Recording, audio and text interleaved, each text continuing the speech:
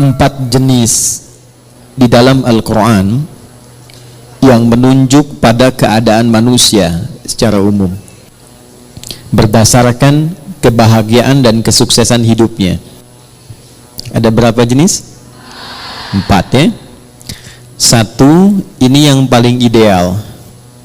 Manusia yang mendapatkan kebahagiaan, kesuksesan dunia dan akhirat.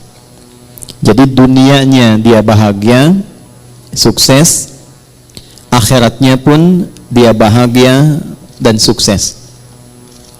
Dan umumnya ini yang memang diharapkan oleh setiap insan, sehingga doa-doa yang dipanjatkan pun malam dan siang itu tidak lepas dari 2 permohonan ini.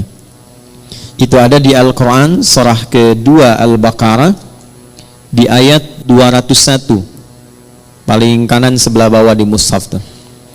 Wa minhum may yaqulu rabbana atina fid dunya hasanah wa fil akhirati hasanah wa qina adzabannar. Ini golongan pertama. Dan di antara manusia itu ada yang konsisten memohon kepada Allah agar ia dianugerahi kehidupan dunia yang membahagiakan dan menyukseskan. Jadi ada bahagia saja, ada sukses saja, ada bahagia dan sukses. Ada orang hidupnya sukses, mawaddahnya banyak, tapi belum tentu bahagia, sakinahnya belum tentu diraih. Kaya iya, tapi kekayaan itu tidak membawa ketenangan dalam berkehidupan. Ada yang begitu? Ada. Jadi ibu pilih mana? Kaya tapi gelisah atau miskin tapi tenang? Alhamdulillah. Oke. Nah, kaya dan tenang, sukses dan bahagia. Maka itu yang dimaksud di ayat ini. Ada orang yang konsisten dengan permohonannya. Dia memohon kepada Allah Subhanahu wa taala agar hidupnya di dunia itu bisa tenang dan sukses, bahagia dan sukses, serta kesuksesan dan kebahagiaan ini bisa dibawa lestari sampai pulang ke akhirat. Ya, tidak cukup dengan amin, kita lihat dulu ya. Nah, yang kedua, nanti kita pelan-pelan lihat rumusnya. Alhamdulillah. Ada orang yang di dunianya itu sukses, bahagia. Tapi kesuksesan dan kebahagiaan dunia itu ternyata tidak memberikan jaminan ia membawa keduanya sampai ke akhirat. Tapi menariknya kata Al-Quran, secara psikologi ada manusia yang penting dunianya sukses dulu. Yang penting dunianya bahagia dulu. Ya, kalau bahasa manusianya kekinian, ya nikmati aja yang sekarang, yang nanti kan belum jelas gitu. Ada yang begitu? Itu pasti akan ditemukan karena golongan ini pun diisyaratkan di Al-Quran di ayat yang ke-200-nya. Jadi kalau tadi 201, kita naik sedikit ke atas ke ayat 200, kita akan temukan tipikal golongan demikian. Wa minan nasi may yaqulu rabbana atina fid dunya. Udah, kalau nggak hafal diam aja ya. Hasanahnya nggak ada di situ. Hasanah itu khusus untuk 201 ya. Baik, kalau hafalan masih di ayat 1, jangan diterusin dulu ya. Wa minan nasi may yaqulu rabbana atina fid dunya wa ma lahum fil akhirati min khalaq. Dan di antara manusia ada yang hidupnya memang diliputi oleh harapan dunia saja. Hasanahnya nggak disebutkan. Ini kuncinya nanti. Dan dia tidak punya orientasi akhirat. Yang penting kerja, nikmati, dapat rumah yang megah, nikmati, kendaraan yang mewah, nikmati, bisa jalan-jalan, senang. Urusan sholat, ya nanti. Baca Al-Quran nggak harus. Akhirat belum datang kok. Yang pasti yang sekarang ada itu yang dinikmati. Wa ma lahum fil akhirati min khalaq. Dan dia tidak punya persiapan untuk menyiapkan kehidupan abadinya di akhirat. Itu yang kedua. Yang ketiga, ada golongan orang yang memang ngejar akhirat saja. Dunianya tidak terlalu diperdulikan. Dia abaikan bahkan. Ya. Dia tidak terlalu peduli apakah hari ini makan atau tidak. Dia tidak terlalu peduli apakah punya rumah megah atau tidak. Dia tidak terlalu peduli apakah punya kendaraan atau tidak. Yang penting akhirat masuk surga. Saya ulangi ya. Yang penting akhirat masuk surga. Jadi dunianya dalam tanda petik sedikit diabaikan, atau hidupnya biasa-biasa atau di bawah standar, yang penting orientasinya masuk surga. Ini yang ketiga. Yang keempat, ini yang repot. Miskin dunia, fakir akhirat. Jadi dunia sudah nggak dapat, tiap hari pekerjaan tidak jelas, kata-kata tidak terukur, tindakan tidak teratur, perbuatan kadang-kadang juga mohon maaf banyak buruknya. Jadi dunianya tidak jelas, akhiratnya rasa-rasanya tidak mendapatkan harapan karena tidak pernah disiapkan. Maka yang keempat ini kategori miskin dunia, fakir akhirat. Nah, di antara yang keempat ini, 4 bagian ini kita mesti pastikan setiap hari setidaknya kita berusaha untuk mencapai golongan yang pertama. Dan adilnya Allah itu dibuka kesempatan yang demikian untuk seluruh hambanya tanpa kecuali. Jadi ibu tidak harus berpikir jadi ustazah kah, ya, atau suami jadi kiai kah, jadi pejabat kah, jadi hartawan kah. Semua sepanjang kita menjadi bagian dari hamba Allah, maka terbuka untuk mendapatkan bagian golongan yang pertama. Wa minhum may yaqulu rabbana atina fid dunya. Nah, itu kuncinya. Sepanjang kita, saya, Anda, kita semua memegang satu kunci ini, maka janji Allah itu pasti ditepati dan disampaikan dalam Al-Quran. Itu akan dibimbing untuk mendapatkan 2 hal yang diharapkan tadi. Kuncinya cuma satu, yaitu hasanah. Hasanah ini bukan nama ya Bu ya. Jadi kalaupun ibu punya nama Hasanah pagi ini, tapi kalau prakteknya tidak diamalkan, itu belum tentu bisa meraihnya. Jadi ini kuncinya. Kita antarkan dulu sebentar sebelum kita mengimplementasikan atau menjalankan program kita hari ini untuk diskusi. Kita tekankan sedikit karena saya khawatir ibu datang ke sini gitu kan. Kemudian juga teman-teman yang ikhwan bergabung, tapi datangnya tidak membawa kebahagiaan. Datang tidak membawa kesenangan. Apapun yang tidak dikerjakan dengan menyenangkan, itu tidak akan melahirkan hasil yang maksimal. Ibu kalau masak, hatinya nggak tenang. Masakannya enak nggak? Nggak. Ngantarkan anak, situasi hatinya nggak tenang. Enak nggak? Tidak. Karena itu Islam selalu mengajarkan, selalu hadirkan kesenangan, kebahagiaan dalam semua aktivitas yang dikerjakan. Termasuk sholat. Termasuk baca Al-Quran. Ya, usahakan kalau ngaji itu hatinya tuh disenangkan dulu, ditenangkan. Beda kalau sedang gelisah kemudian ngaji, itu rasanya nggak akan enak. Ayat-ayatnya nggak akan nyampe ke kolbu. Baru masuk sedikit di lisan sudah berhenti lagi. Masuk berhenti lagi.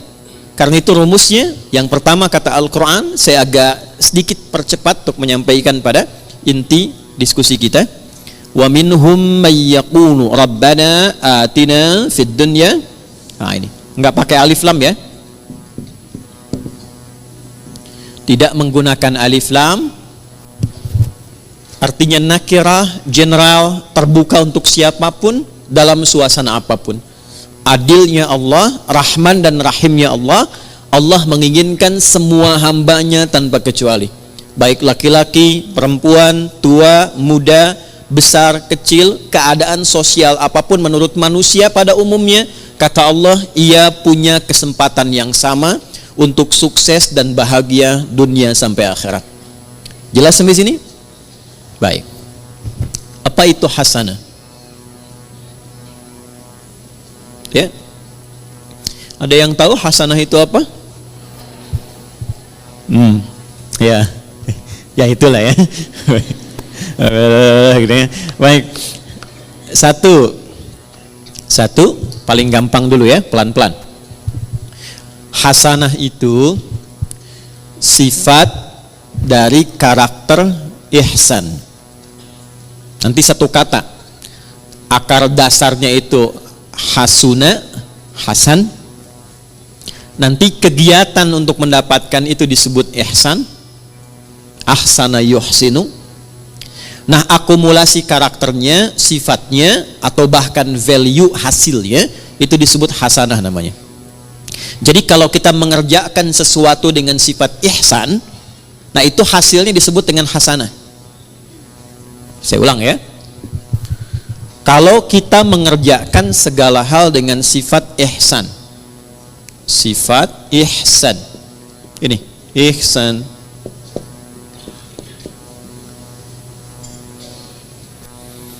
maka hasilnya apa yang diraih oleh kita itu disifati oleh Allah langsung, itu hasanah.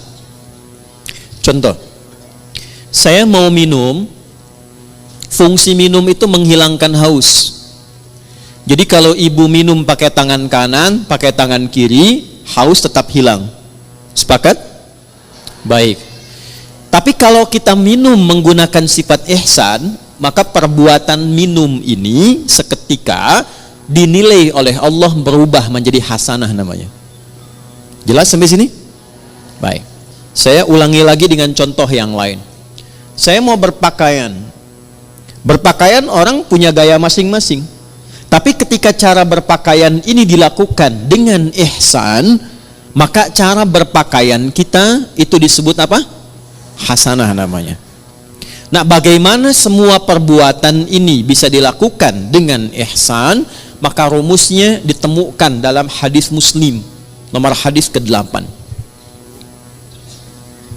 Agak cepat ya. Hadis riwayat Imam Muslim, nomor hadis yang ke-8, yang meriwayatkan sahabat Umar bin Khattab radhiyallahu taala anhu. Kalau ibu ingin agak sedikit pendek, nggak terlampau panjang dan tebal jilidnya, panjang hadisnya, tebal jilidnya, Imam An-Nawawi pernah mengambil 42 hadis inti kehidupan.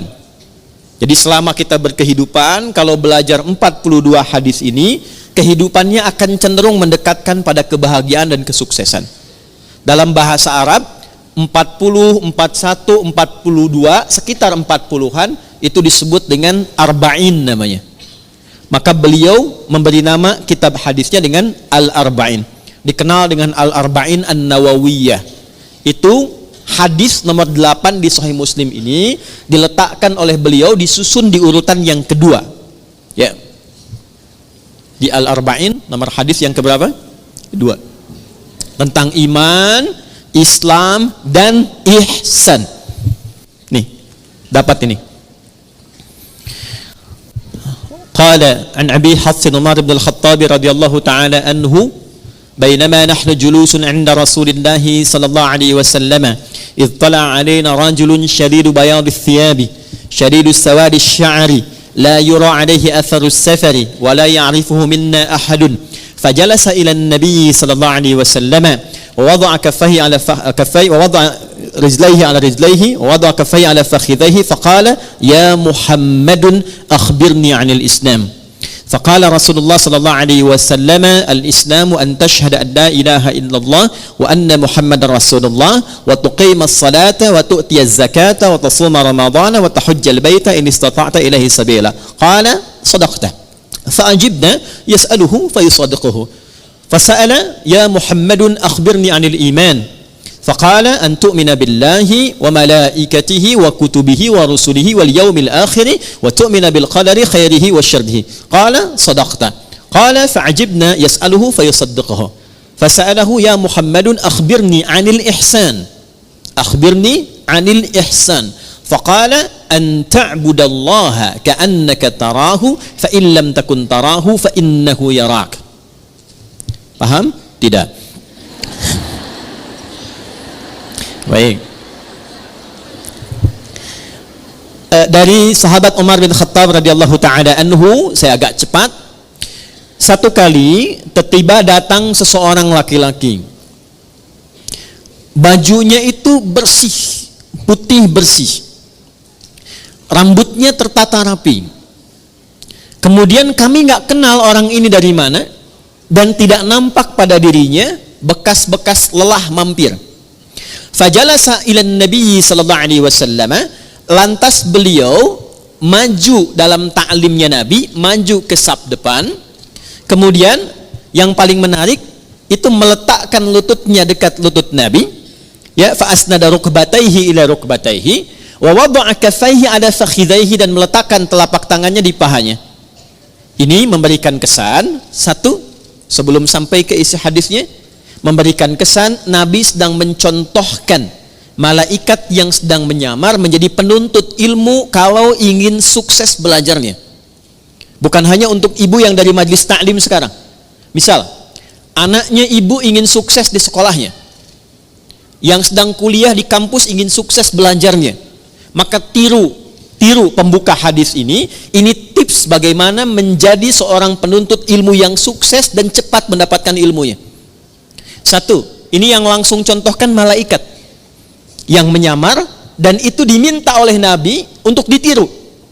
Karena nanti di akhir hadisnya Nabi mengatakan, hadza Jibril atakum liyu'allimakum dinakum. Ini Jibril yang sedang menyamar, datang untuk mengajarkan kepada kita bagaimana tentang pokok-pokok ajaran agama kita. Satu, kalau datang ke majlis ilmu, kata Nabi lewat hadis ini, tiru Jibril alaihi salam saat menyamar, fokus untuk datang. Pertama, kenakan pakaian terbaik supaya nyaman. Jadi kalau sejak saat akan berangkat itu kita sudah menyiapkan diri, mengenakan pakaian yang rapi, jadi kerapian itu menunjukkan kesungguhan. Satu. Yang kedua, upayakan gak mampir-mampir, sehingga fokusnya itu nanti kepada pelajaran. Kalau ibu berangkat ke sini jam 6 berangkat, tapi agendanya mampir dulu soto sebelah sana, kupat tahu pada larang sebelah sana, kan?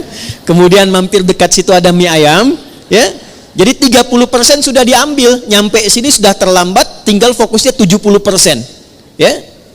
Oke, kemudian ketika sampai, upayakan sedapat mungkin ambil saf pertama, sedapat mungkin, ya. Kemudian terus ke belakang, terus ke belakang, terus ke belakang, sehingga apa yang kemudian disampaikan lebih mudah didengar, lebih jelas, lebih baik.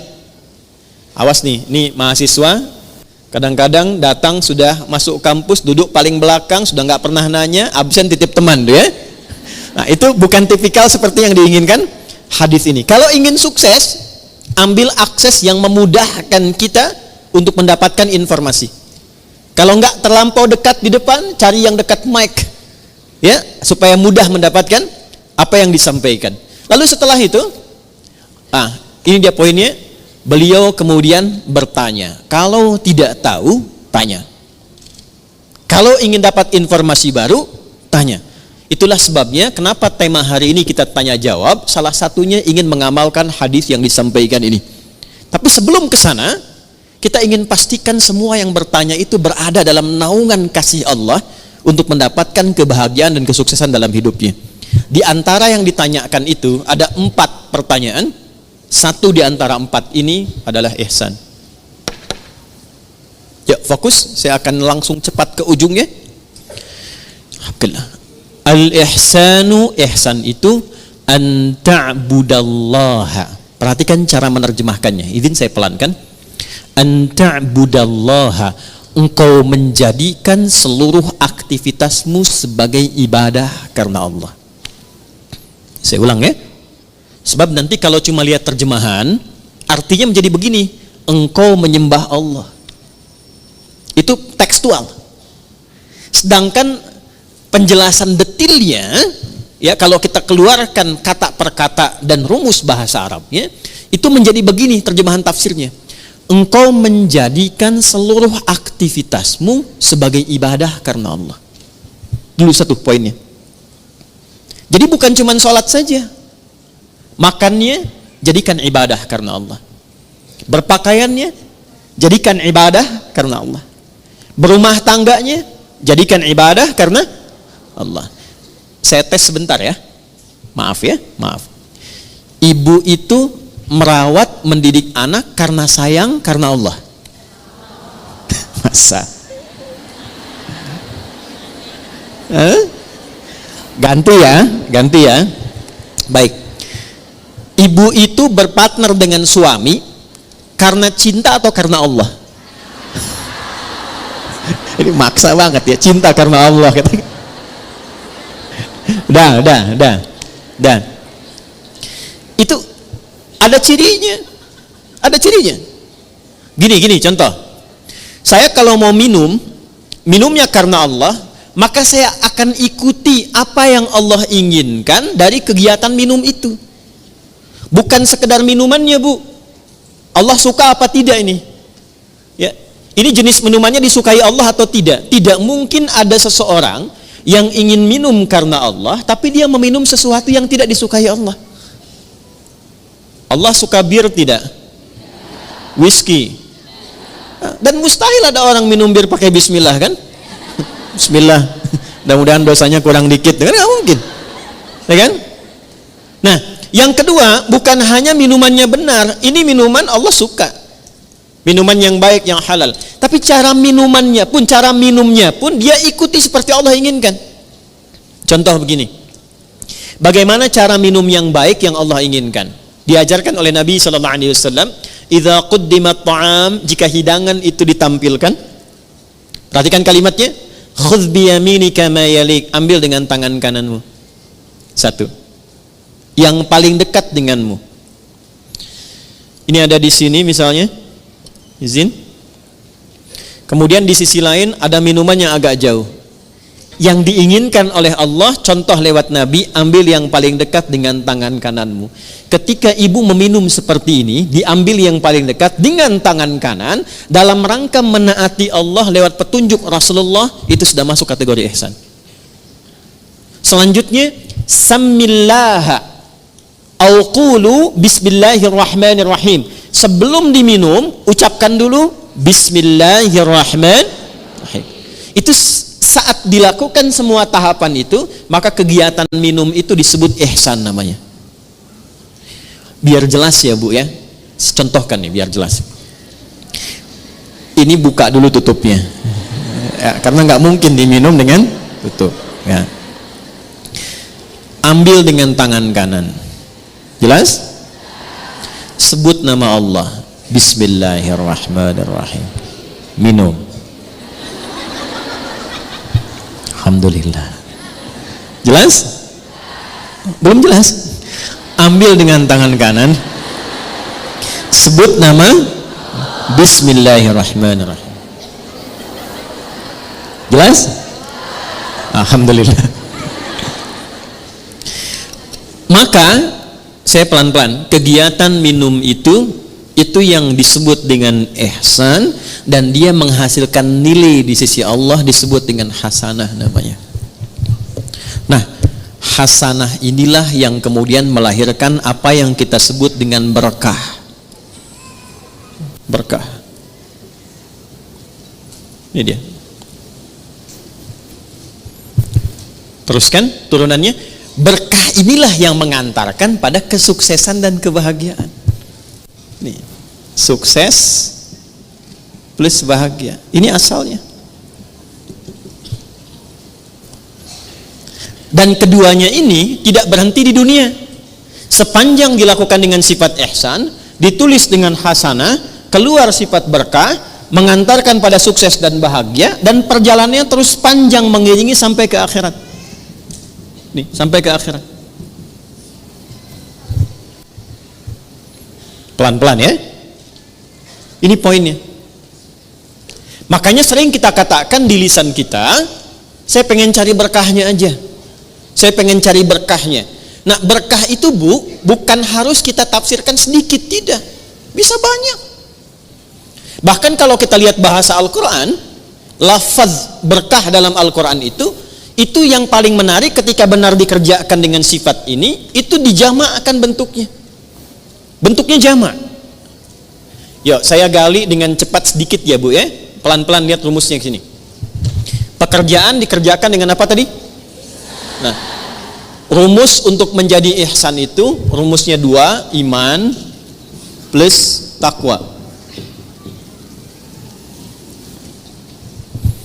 iman plus takwa sama dengan ihsan. Karena itu sering kita diminta dalam Al-Quran, tingkatkan takwamu, tingkatkan takwamu. Pernah dengar nggak kalimat itu? Ya, tingkatkan takwamu. Dan kalimat takwa itu seringkali dibuka dengan iman atau disandingkan dengan iman. Ali Imran ayat 102, ya ayyuhalladzina amanu taqullaha haqqa tuqatih. Iman dan takwa, iman dan takwa. Kenapa kita diminta beriman dan bertakwa? Supaya muncul karakter ihsan. Kenapa bisa menjadi ihsan? Supaya mendapatkan hasanah. Kenapa hasanah penting? Supaya meraih berkah.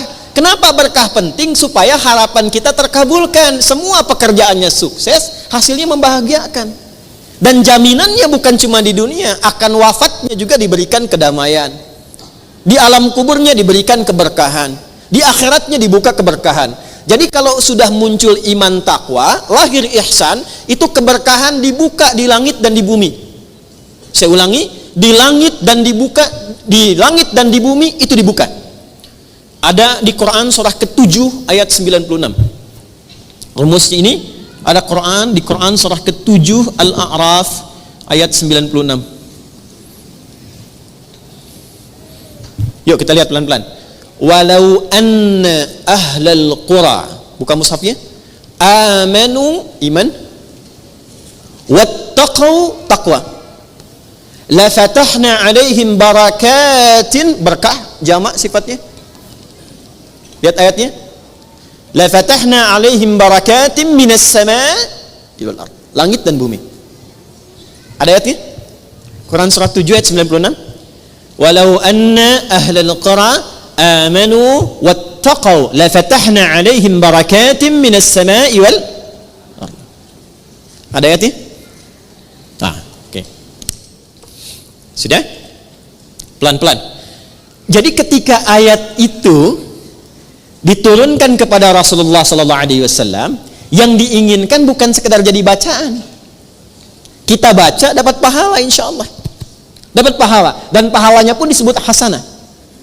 Tapi kalau kita amalkan isinya, nah amalan itulah yang menjadikan kita mampu meraih keberkahan, sehingga keberkahan ini mengiringi kesuksesan dan kebahagiaan yang kita harapkan dalam berkehidupan di dunia.